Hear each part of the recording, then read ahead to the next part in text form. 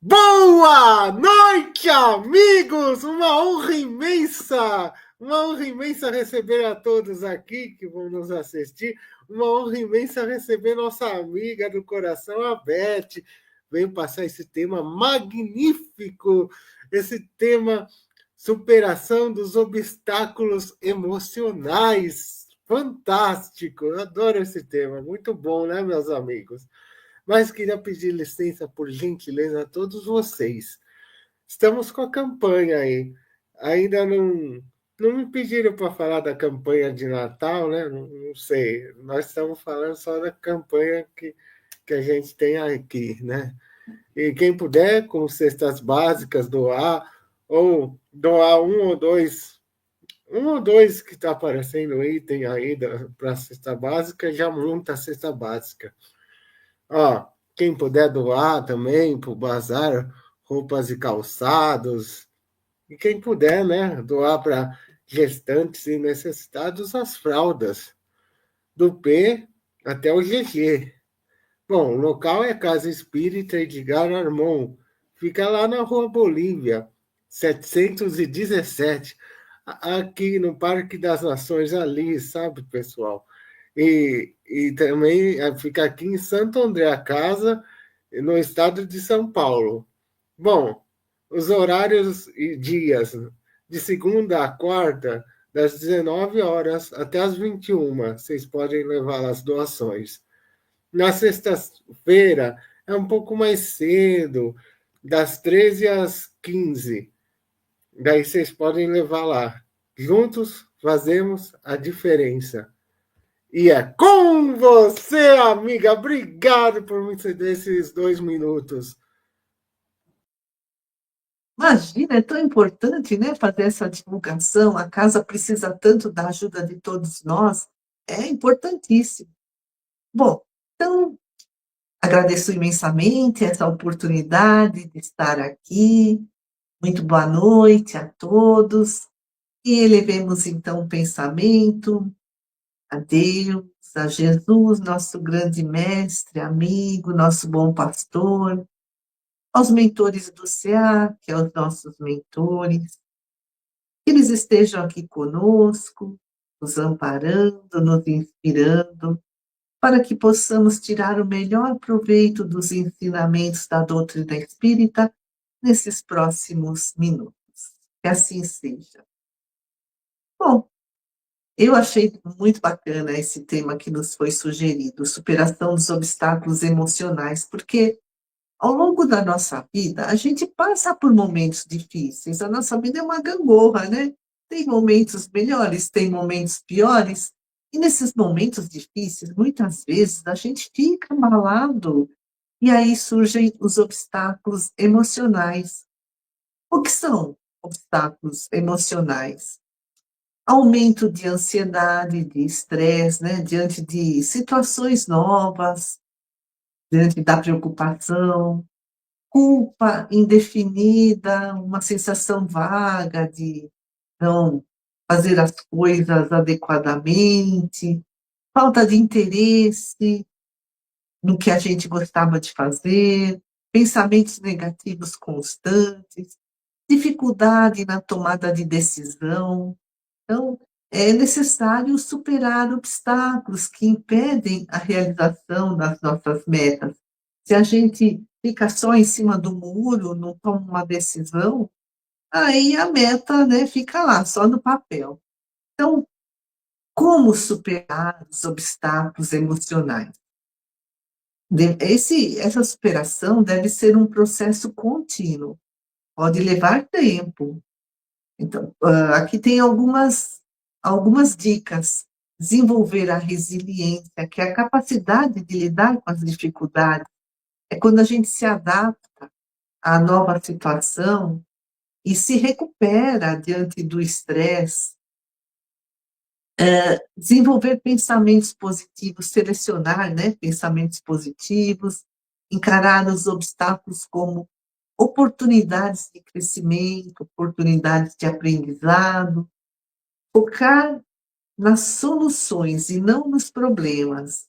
Quando a gente foca na solução, ao mesmo tempo, a gente vai desenvolvendo a confiança em nós mesmos, desenvolver o autocontrole, desenvolver a inteligência emocional. O que é desenvolver a inteligência emocional? É reconhecer quais são as emoções que estão aflorando, entender essas emoções e gerenciá-las, para a gente obter um autocontrole e até para saber se relacionar melhor com as outras pessoas, com empatia. Assim, a gente, ao mesmo tempo, melhora os nossos relacionamentos e vai gerenciando as situações de estresse. Fortalecimento dos laços sociais, o apoio social é muito importante quando a gente está precisando de ajuda. Identificar quais são os obstáculos, né, do nosso caminho, o que está impedindo a realização dos nossos projetos. E aí, dividir esse obstáculo, que pode ser maior ou menor, em etapas menores e criar um plano de ação para superar cada etapa, né? Degrau a degrau, passo a passo.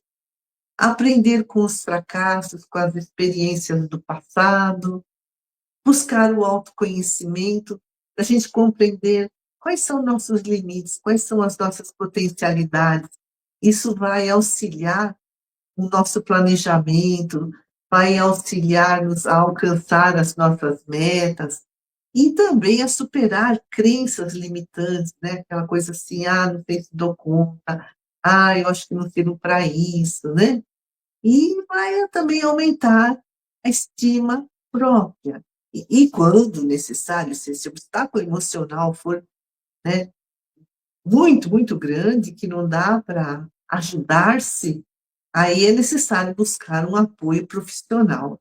No caso, por exemplo, de dificuldades persistentes, de bloqueios emocionais, então a pessoa, por exemplo, não tem coragem de pegar o elevador, de sair na rua, ou pensamentos negativos recorrentes, ou aquela tristeza constante sem um motivo aparente, que pode que até se transformar em depressão, angústia. Então, nesses casos, é importante pensar em buscar um apoio profissional. Mas vamos olhar mais de perto diversos obstáculos emocionais que a gente mencionou aqui. Então, estresse e ansiedade. A ansiedade é uma emoção normal, é uma resposta natural diante dos perigos, diante do estresse, porque a ansiedade nos prepara para enfrentar as situações de perigo. Sentir-se ansioso nos momentos de estresse, de incerteza, né? Então a gente não sabe que caminho tomar, ou então, antes de eventos importantes, ficar ansioso, é normal, porque essa ansiedade é uma resposta adaptativa. É um mecanismo de sobrevivência natural que prepara até o nosso corpo para lidar com situações de risco, com situações de desafio. Mas a ansiedade patológica é aquela ansiedade exagerada, desproporcional à realidade. Então, a gente, por exemplo, vai prestar uma prova e fica o mês inteiro sem dormir, é uma ansiedade desproporcional ao estímulo. Isso acaba se transformando num transtorno de ansiedade, se transforma em obstáculo emocional, se também é patológica a ansiedade quando ela é persistente, dura mais tempo do que o evento que o desencadeou. Isso, então, gera sofrimento, incomoda, nos deixa tristes, interfere na nossa qualidade de vida, interfere no bom desempenho das nossas tarefas do dia a dia. E também surgem sintomas físicos e psicológicos, taquicardia, né? Tudo por conta da ansiedade exagerada. Taquicardia, tremores, as preocupações excessivas, tensão, né, o músculo assim, todo duro, doendo, irritabilidade, uma visão exagerada dos perigos, algo que é irreal. E essa ansiedade começa de uma forma sutil, e se a gente não presta atenção a ela, não se cuida, pode com o tempo se transformar numa inquietação, e a coisa vai piorando, transforma numa grande preocupação, e a gente se preocupa com algo que talvez nem vá acontecer, mas causa grandes prejuízos emocionais, a angústia, o medo. E se a ansiedade começa a prejudicar o nosso dia a dia, a nossa rotina, nosso relacionamento com as outras pessoas, se começa a prejudicar o nosso bem-estar, é sinal de que pode ter se transformado num transtorno de ansiedade, num obstáculo emocional. O estresse e a ansiedade nascem da preocupação. A preocupação é exagerada, né? Essa ideia fixa, dominante, que nos absorve completamente. A gente, então, acaba vivendo na inquietação. Preocupação significa pré, antes, mais ocupação, trabalho. Então, preocupação é ocupar-se com alguma coisa antes mesmo que ela aconteça. O preocupado, ele não permanece no presente, ele está sempre no futuro, pensando, algo ruim vai acontecer. O preocupado quer controlar o futuro, ocupando-se com ele agora. Em nossa cultura, a preocupação, né, muitas vezes, é entendida como amor, responsabilidade, caráter. Então, as pessoas falam assim: ah, é lógico que eu me preocupo com você, eu te amo. Ou então, a pessoa fala: ah, ele é um homem correto, ele é tão preocupado com o projeto. Mas, então, a gente vê que a preocupação está tão entranhada em nós, na nossa cultura, e quando nós não nos preocupamos, a gente já acha que está ficando relaxado, displicente, alienado. A gente pensa assim: nossa, eu não tenho nada com o que me preocupar, que estranho. Mas a vida, né, viver preocupado é viver no futuro. Mas a vida só faz sentido no presente, só dá para viver no momento presente. Não adianta gastar o dia ou uma noite de sono com um problema que só será resolvido na medida em que o enfrentarmos de verdade e não na nossa imaginação. Aí a importância de desenvolver a autoconfiança, ocupar-se, né? Vai trabalhando com o que é necessário fazer hoje, de pouquinho em pouquinho esses problemas vão se resolvendo. Quem se ocupa não tem tempo para preocupar-se, não é assim o ditado popular? Então, é importante que a gente faça o melhor que a gente puder, que a gente viva no presente, parar de dar ênfase ao ruim, ao negativo, pensar, né, no futuro catastrófico, ter entusiasmo e ousadia. Então, isso ajuda a trabalhar o nosso crescimento espiritual, nos ajuda, o entusiasmo e a ousadia, sadia benéfica, né? Nos ajuda a confrontar os nossos medos, a, assim, ir quebrando esses núcleos de preocupação, nos ajuda a perceber que temos poderes interiores e começamos a usá-los, são as nossas habilidades, as nossas capacidades, e fazer o que podemos, o que sabemos, até onde podemos, porque tem gente que faz mais do que consegue e se estressa e adoece. Ficar conosco no momento presente, fazer o que é possível, manter a nossa integridade, nos dá uma segurança necessária para atuar onde for preciso, sem ansiedade. Outro obstáculo emocional é aquela culpa, uma culpa indefinida que a gente não sabe nem por que está se sentindo culpado. O Gonzaguinha, o compositor, né, fez aqueles versos. São tantas coisinhas miúdas, roendo, comendo, arrasando, aos poucos com o nosso ideal. São frases perdidas num mundo de gritos e gestos, num jogo de culpa que faz tanto mal. Às vezes a gente tem aquela sensação de que a gente não está fazendo a coisa certa, a gente não está agindo de modo certo, aí a gente se culpa. A culpa acaba se transformando num mecanismo de vigilância, isso é bom, mas também de tortura. Isso nos impede, né, de cometer novamente o erro ou de não esquecer dele. A culpa só é um alerta, e erramos, mas não podemos estacionar na culpa.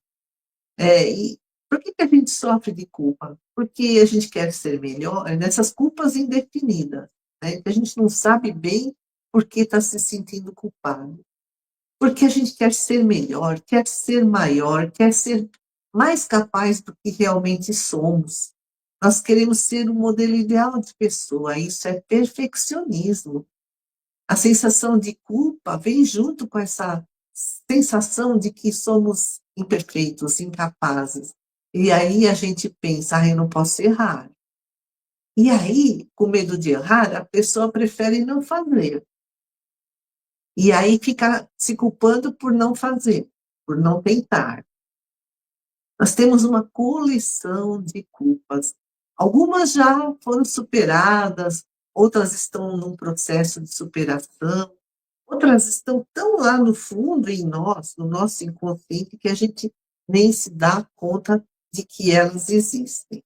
É uma sensação indefinida, que leva a, a sentir angústia, apreensão, sem saber exatamente qual a sua origem.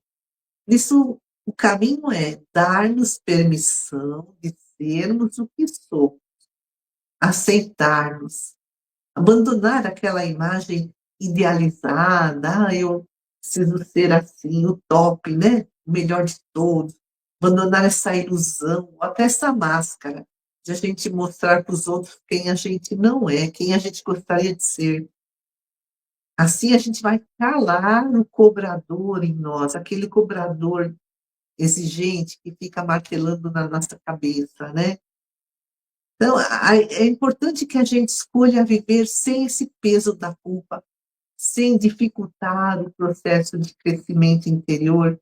Aí a gente vai viver com mais prazer, com os pés na realidade que somos. E nessa situação, nesse estado de equilíbrio, de harmonia, a gente consegue reavaliar crenças, valores, caminhos. A culpa nos ancora, né? Nos estagna.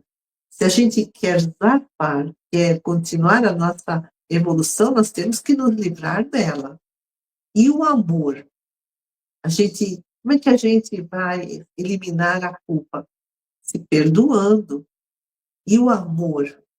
Né? O amor é a força motriz do universo, capaz de transformar vidas. E auto-amor é auto-perdão. Auto-perdão é essencial, porque muitas vezes nós nos castigamos pelos erros do passado e esquecemos que somos espíritos em evolução, que estamos sempre aprendendo e crescendo. Os erros, os enganos fazem parte do processo de aprendizagem. Não há utilidade alguma na culpa, nessa culpa que paralisa, que nos faz espectadores do passado, que não muda. Escreve aqui Humberto Fabre, no jornal Correio Fraterno, no número setembro e outubro de 2024. Deus, que é amor, não nos castiga, mas nós nos castigamos e adiamos com isso a oportunidade de crescer, de recomeçar e romper com o sofrimento. Então, aí a importância de praticar o auto-perdão, que é o ato de amar-se. Nós merecemos a mesma compaixão que oferecemos aos outros. Outro vilão, né, do nosso equilíbrio emocional, outro obstáculo emocional, é uma autoestima, né, gostar de si, autoestima é gostar de si, uma autoestima pequenininha, enfraquecida. Nós construímos a nossa autoestima a partir da autoimagem, da imagem que nós fazemos de nós mesmos, do autoconceito, daquilo que pensamos de nós. E isso tem origem nas nossas crenças, nos nossos valores, nas nossas convicções. O nosso comportamento, ele não se dá segundo a realidade do que podemos fazer, mas de acordo com a realidade do que acreditamos poder fazer. Não tem a frase, querer é poder? Então, autoimagem, é importante que essa autoimagem seja positiva. Autoimagem é o acúmulo de todos os pensamentos, todas as atitudes, crenças que percebemos e fomos armazenando desde a infância. A nossa crença controla a nossa imagem. O que a gente pensa da gente? Quem cremos que somos?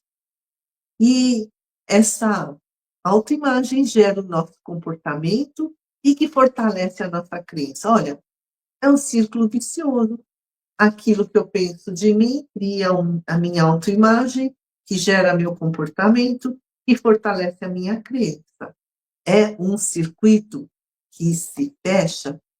A autoimagem negativa é um obstáculo emocional, porque gera ansiedade, ressentimento, frustração, depressão, autopiedade. Ai, coitadinho de mim, né? Ó vida, ó céus, tudo de ruim acontece comigo, né?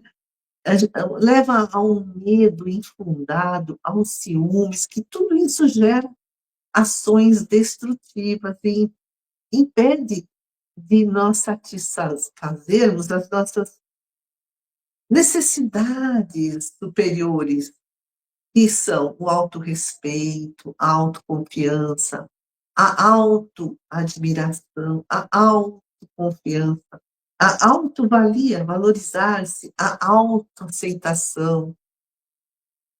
John Powell escreveu um livro chamado Para Viver em Plenitude. E lá ele escreve: uma boa autoimagem é a mais valiosa propriedade psicológica de um ser humano. Olha, porque a autoimagem vai definir a autoestima vai definir o comportamento vai definir o nosso destino. Uma boa autoimagem é a mais valiosa propriedade psicológica de um ser humano. Como está a nossa autoimagem? Nós, do passado, fizemos escolhas, né? Pensamos sobre nós mesmos positivamente ou negativamente, mas hoje nós podemos fortalecer ou modificar esses pensamentos do passado. Nós podemos alterar as nossas convicções errôneas, as distorções, as falsas convicções, o falso conceito que fazemos de nós mesmos, né? Para uma vida feliz, é importante reconhecer que convicções nocivas carregamos a respeito de nós mesmos. Eu não me gosto, eu me acho uma pessoa fracassada. É a partir desse reconhecimento, modificar ou eliminar esses conceitos errados, negativos. E como a gente faz isso? Às vezes são insights, né? Vem lá do fundo da nossa alma, uma luzinha assim, que mostra, que dá um start, nos fortalecendo, mostrando um novo caminho, ou nos momentos de relaxamento, que a gente deixa a mente serenar, fazendo afirmações positivas, autoafirmações. Eu me gosto, eu sou meu melhor amigo, eu vou conseguir. Fazer uma visualização criativa, imaginar um futuro bonito, um futuro de sucesso. O nosso desenvolvimento vai depender de superar as nossas fraquezas, de superar esses obstáculos emocionais, de fortalecer as nossas forças interiores. Outro obstáculo emocional é a dificuldade em tomar decisões. A pessoa fica em cima do muro, não sabe se vai para lá, para cá, se quer isso ou aquilo. Enquanto não se decide, a pessoa fica sofrendo. E durante anos nós vivemos emaranhados e confundidos nas necessidades dos outros, nós tentamos agradar os outros, ou então nos conceitos dos outros, ficamos ouvindo o que eles falavam de nós, a opinião dos outros nos abalava. E por isso, ainda hoje é difícil nós sermos nós mesmos, e a gente nem percebe isso.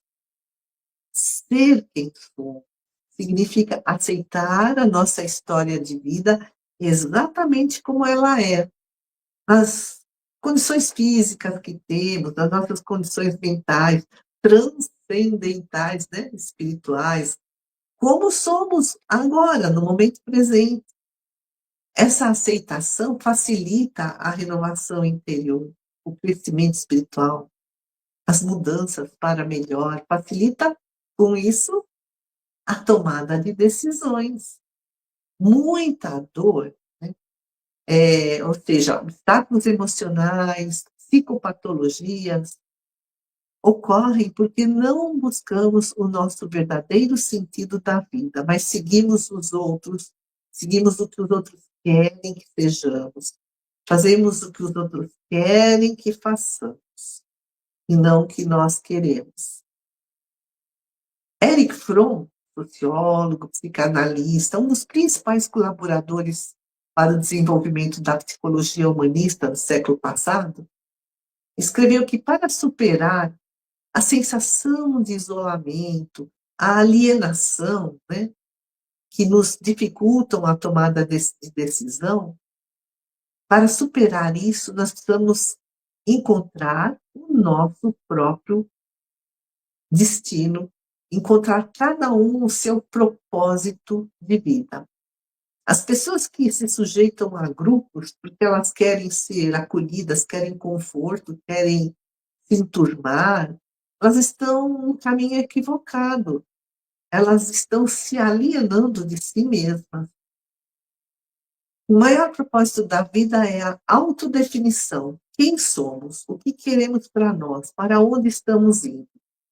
Aceitando a nossa própria singularidade, somos cada um diferente do outro.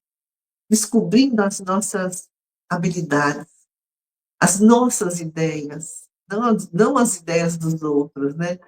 A principal tarefa do homem, escreve Fromm, é promover o seu próprio nascimento. Só assim ele se libera da confusão, da solidão e da apatia, se libera dos obstáculos emocionais. O caminho para isso é educar os nossos sentimentos. Santo Agostinho, no Livro dos Espíritos, na questão 919A, escreveu: formulai, pois, de vós para convosco, questões nítidas e precisas, e não temais multiplicá-las. Ou seja, a gente fazer pergunta para a gente mesmo e multiplicar essas perguntas. Por que que eu agi assim? Por que que eu falei dessa forma com ela? Por que que a minha reação foi essa? Justo é que se gastem alguns minutos para conquistar uma felicidade eterna, porque com essa autoavaliação a gente vai se conhecendo, vai se modificando, vai evoluindo. A educação das emoções significa penetrarmos nas partes ignoradas da nossa intimidade, para resgatar os valores divinos adormecidos.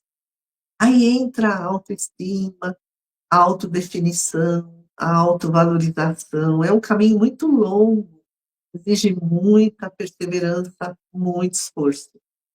Mas algumas diretrizes para essa nossa longa caminhada.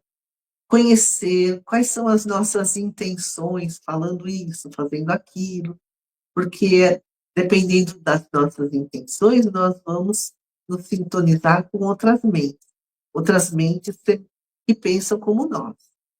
Então, perguntarmos-nos com que intenção fizemos isso, qual foi a nossa intenção ao dizer aquilo. Outro ponto é dar nome aos sentimentos que experimentamos. Que sentimento estava por trás daquele acontecimento? O que eu senti naquele momento? É importante evitar fuga, negação, porque sem a coragem para esse enfrentamento interior, nós não vamos fazer muito progresso. Admitir o que sentimos, então, nossas reações são medidas de avaliação dos nossos sentimentos. O outro age, fala alguma coisa, e a gente reage. A forma como nós reagimos é uma medida de avaliação dos nossos sentimentos. As nossas reações mostram o que estamos sentindo. Qual sentimento nos impulsionou naquela situação? Por que, que eu fiquei com tanta raiva? Ou por que eu fiquei envergonhada? Cultivar a empatia, que é procurar estudar os motivos emocionais do outro, porque a gente age, o outro reage, o outro age sobre nós, nós reagimos. É importante não só se conhecer, mas procurar os motivos emocionais, por que ele agiu ou reagiu daquela forma. Qual motivo o levou a falar isso, a fazer aquilo? São perguntas e respostas. Fazer como Santo Agostinho nos sugeriu. E aí nós vamos nos conhecer melhor. E aí nós vamos fazer as mudanças interiores que são necessárias para a gente superar os nossos obstáculos emocionais. Elevemos o pensamento, façamos uma vibração pela paz mundial, pelo fim das guerras, uma vibração por todos aqueles que estejam sofrendo, por todos aqueles que estão na pátria espiritual ou aqui no plano da matéria. Mas vibremos também pelos trabalhadores do Cristo, por todas as casas de oração, por todas as pessoas que fazem o bem, que buscam a paz, que buscam a união e a concórdia. Vibremos pelos nossos amigos, pelos familiares, por essa maravilhosa casa, o SEAC e seus trabalhadores, e vibremos por nós mesmos também. E nós louvamos a Deus, dizendo glória, glória, glória a Deus nas alturas. E nós pedimos, Senhor, paz aos homens de boa vontade. Amigos queridos, agradeço muito a todos e até. Uma boa noite.